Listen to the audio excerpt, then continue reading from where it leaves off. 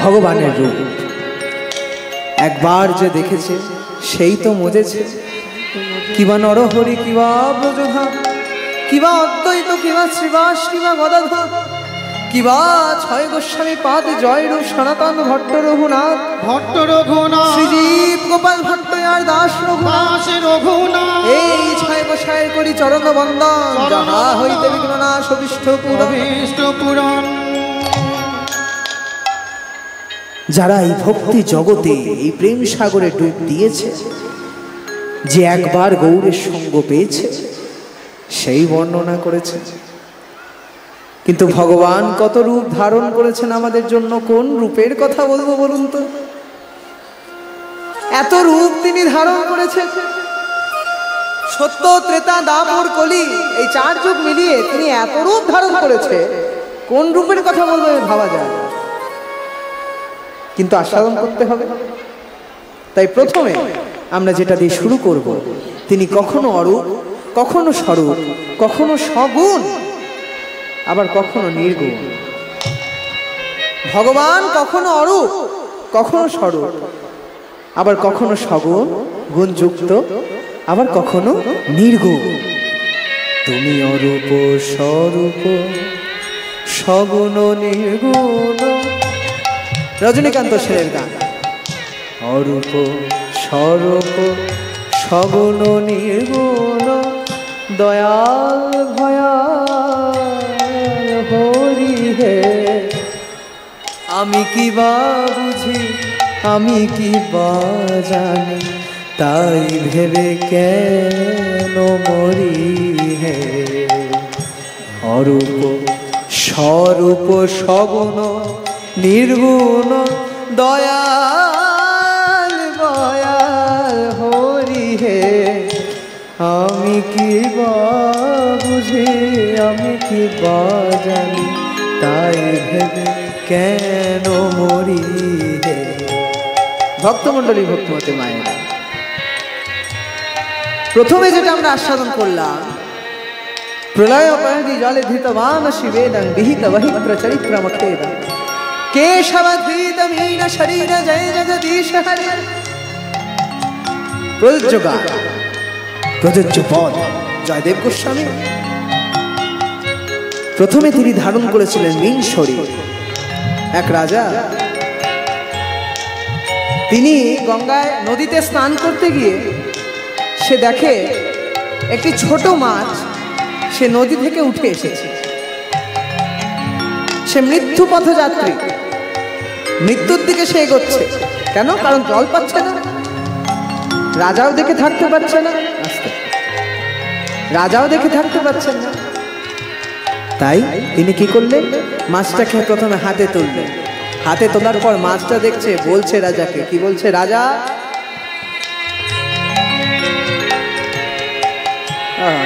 রাজা তুমি আমাকে বাঁচাও, তুমি এমন জায়গায় আমাকে রাখো যেখানে আমি জল পাবো। রাজা কি করলেন? সেটা তার রাজপ্রাসাদে নিয়ে এলেন। তাকে রাজপ্রাসাদে নিয়ে আসার পর তাকে একটা ছোট বাটির মধ্যে সেই মাছটাকে রাখলেন জল ভর্তি। পরের দিন রাজা দেখছে সেই জল ভর্তি হয়ে গেছে মাছটা। সেই বাটির আকার সেই মাছটা নিয়ে নিয়েছে। হ্যাঁ, তারপরে সেই বাটি থেকে তুলে যখন দেখছে এই বাটিতে সে ধরতে পারছে না, বাটি থেকে তুলে তার আরেকটু বড় পাত্রে রেখেছে, বাটির থেকে একটু বড় পাত্র।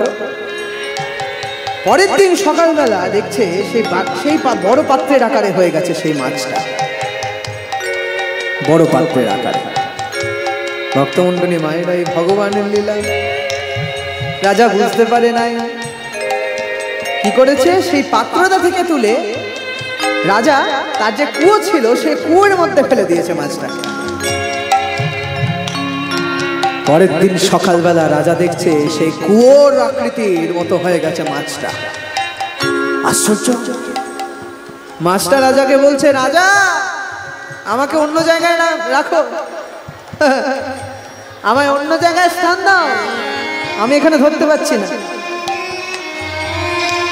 রাজা সেই মাছটাকে তুলে নিয়ে একটা জলাশয়, বড় জলাশয়ের মধ্যে ফেলে দিয়েছে।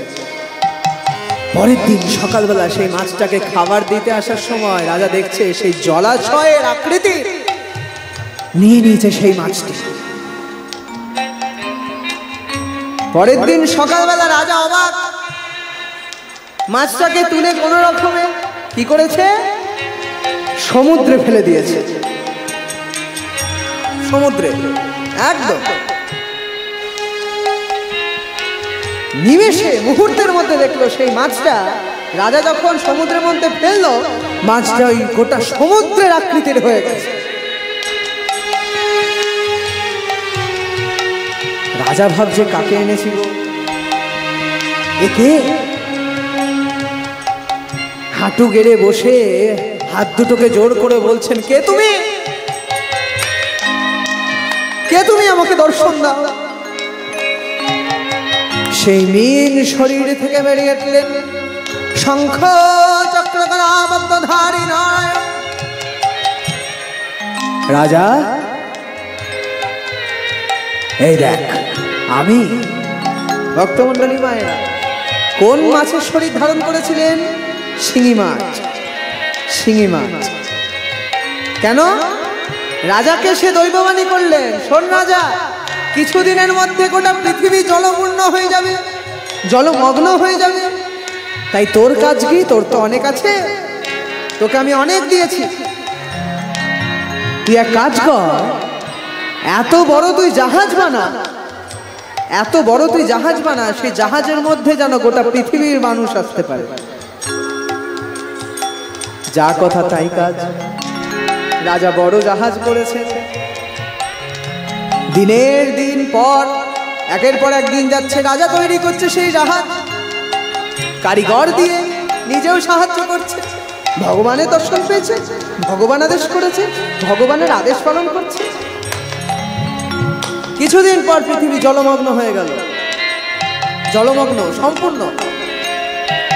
এই সকল মানুষ যখন সেই জাহাজের মধ্যে উঠলো, জাহাজটা প্রায় ডুবি ডুবি ভাব, ডুবে যাবে আর কি। কি করলেন?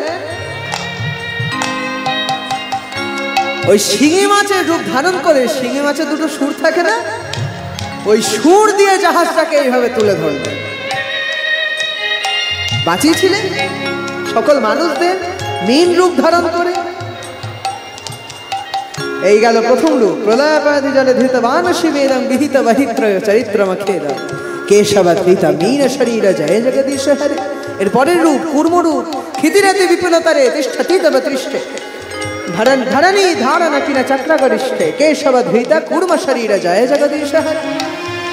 মন্দার পর্বতকে ঘিরে যখন সমুদ্র মন্থন হচ্ছিল, মন্দার পর্বতকে এত জোরে টানছিল, পৃথিবীতে উৎখাত হয়ে যেত, ধ্বংস হয়ে যেত। কচ্ছপ রূপ ধারণ করে তিনি পিঠের ওপর নিয়ে নিয়েছিলেন। ধরণী ধারণা কিনা চক্রগরিষ্ঠে। ভক্তমণ্ডলী মায়েরা, এর পরপর রূপ আস্বাদন করলাম আমরা। প্রথমে কূর্ম, তারপর শুকর। পৃথিবীকে তুলে ধরেছিলেন দাঁত দিয়ে, যে নরকে পাঠালে চেয়েছিলেন। ব্যাখ্যা ব্যাখ্যা আছে তো প্রতিটা রূপে। ভক্তমণ্ডলী মায়েরা, কত রূপ তিনি ধারণ করেছেন আমাদের বাঁচানোর জন্য। কি রূপে এসেছি, কেমনে বাজাবো, তা ভাবিয়ে কেন জীবন কাটাবো। রূপে এসেছি, কেমনে বাজাবো, তা ভাবিয়া কেন জীবন কাটাবো। কি রূপে এসেছি, কেমনে বাজাবো, তা ভাবি কেন জীবন কাটাবো। কি রূপে এসেছি, কেন নেবা যাব, কি রূপে এসেছি, কেমন নেবা যাব, জীবন কাটাবো। এত ভাবনা চিন্তা করে লাভ নাই। লাভ আছে? লাভ নেই। কিভাবে এসেছি, কিভাবে যাব, কি করব, ভবিষ্যতে আমার কি হবে, কিচ্ছু এত ভাবার দরকার নেই। শুধু একটা কথা মাথা রাখতে হবে, কি তুমি আনিয়াছো তোমারে পাবো, তাই তো হৃদে ধরিলে তুমি। হরি বল, হরি বল, হরি বল, হরি বল। দয়াল হরি হে আমি কি বা জানি আমি কি ভাবো যে তাই কেন ভেবে মরে। ভক্তমণ্ডলী মায়েরা, ভগবানকে বোঝা বড় দায়। ভগবান যে কখন কি করবেন, ভগবান চাইলে সবকিছু করতে পারেন, ভগবান চাইলে কিছু না করতে পারেন। ভগবানকে যত জানতে যাবেন তত বাড়বে জটিলতা। এই লিখে গেছে পংক্তিতে, না জানি জটিল ন্যায়েরই বারতা, বিচারে বিচারে বাড়ে অসারতা। না জানি জটিল, না জানি জটিল ন্যায়েরই বারতা, বিচারে বিচারে বাড়ে অসারতা। ভক্তমণ্ডলী, ভক্তিমতী মায়েরা,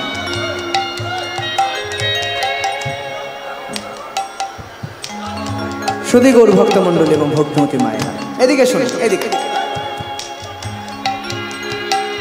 ভগবানকে যত জানতে যাব তত বাড়বে জটিলতা।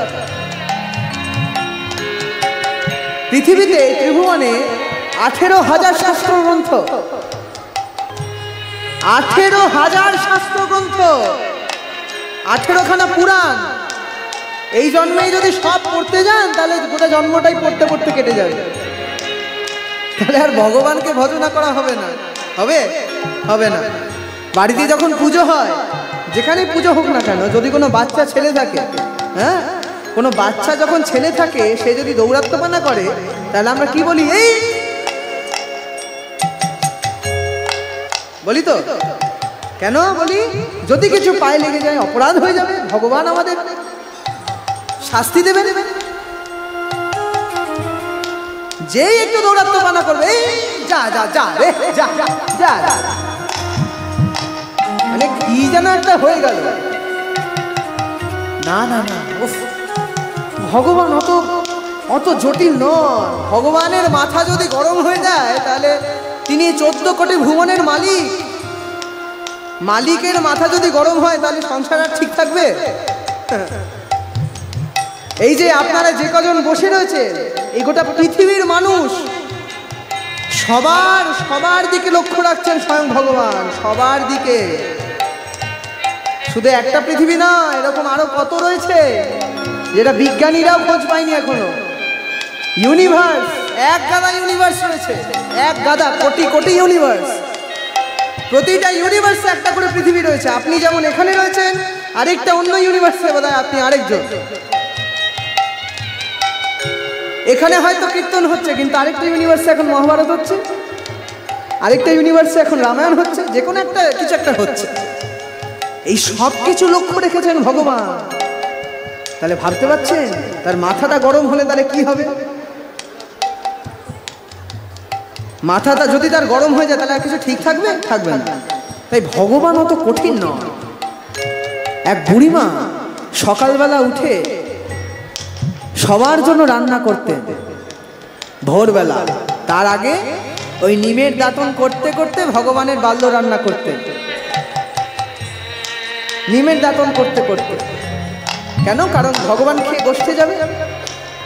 হ্যাঁ, কি করছে? খিচুড়ি করছে। তো এবার খিচুড়িটা যাতে লেগে না যায়, নিমের দাঁতন করতে করতে ঠিক উল্টো দিকটা দিয়ে খিচুড়িটা নেড়ে দিচ্ছে। আবার নিমের দাঁতন করছে, আবার যে দেখছে লেগে যাচ্ছে, আবার একটু নেড়ে দিচ্ছে।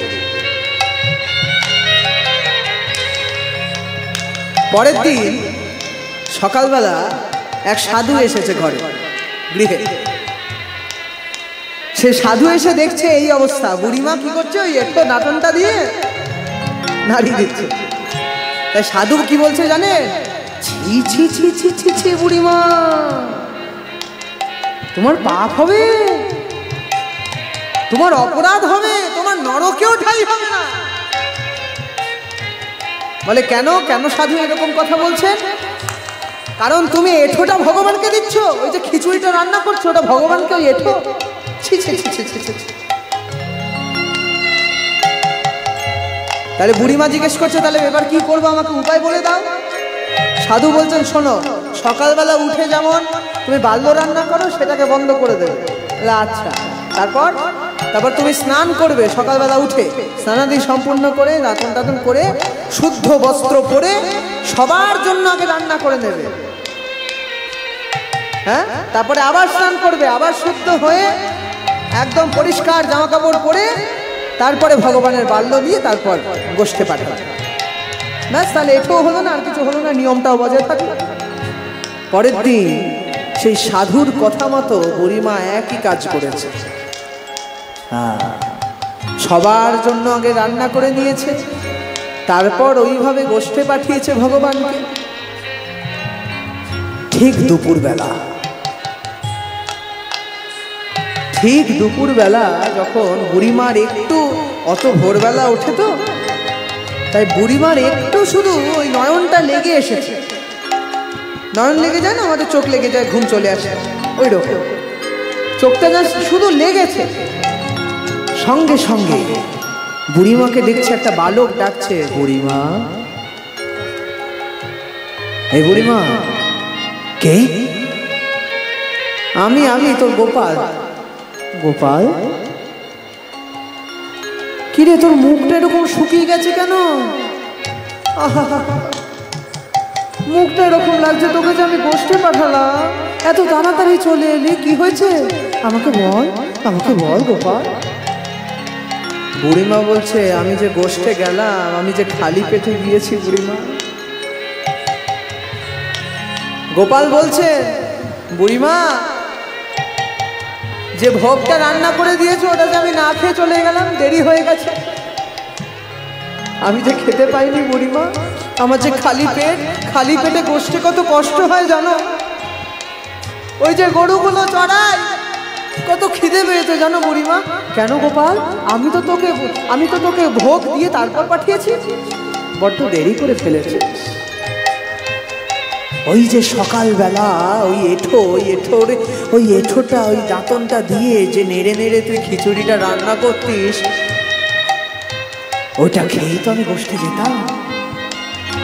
ওই আজকে তো দিলি না কেন? সাধু বললো যে ওই আমার নাকি পাপ হবে, আমার নাকি নরকেও ঠাঁই হবে না, হ্যাঁ, আমার নাকি অপরাধ হবে।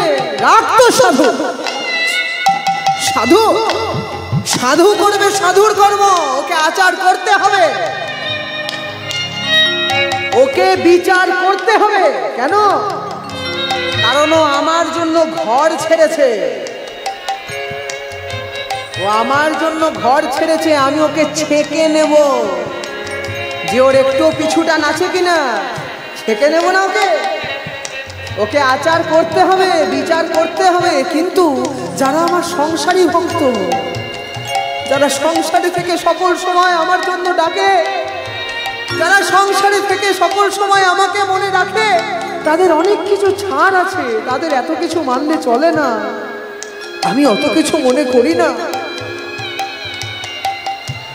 পরের দিন থেকে তুই ঠিক যেভাবে এঠো জিনিসটা আমাকে দিতিস, এঠো খাবারটা, সাধু কি করে জানবে ওই এঠোর মর্ম? ওই এঠোর মধ্যে যে কতটা ভালোবাসা লুকিয়ে আছে, ওই এঠোর মধ্যে যে কতটা বাৎসল্য প্রেম লুকিয়ে রয়েছে, সেটা সাধু কি করে জানবে? ওটা একমাত্র বুঝবো আমি, কারণ আমি ওই এঠো খেতে ভালোবাসি, আমার ওই এঠো খেতে প্রাণ জুড়ায়। ওই এঠোতে আমার যে কি প্রেম লুকিয়ে আছে সেটা আমি জানি, সেটা আমার ভালো লাগে। পরের দিন থেকে ওই এঠো ভোগ তুই আমাকে দিবি, আমি ওই এঠো ভোগ পেয়ে তবেই যাব, তবেই যাব, তবেই যাব।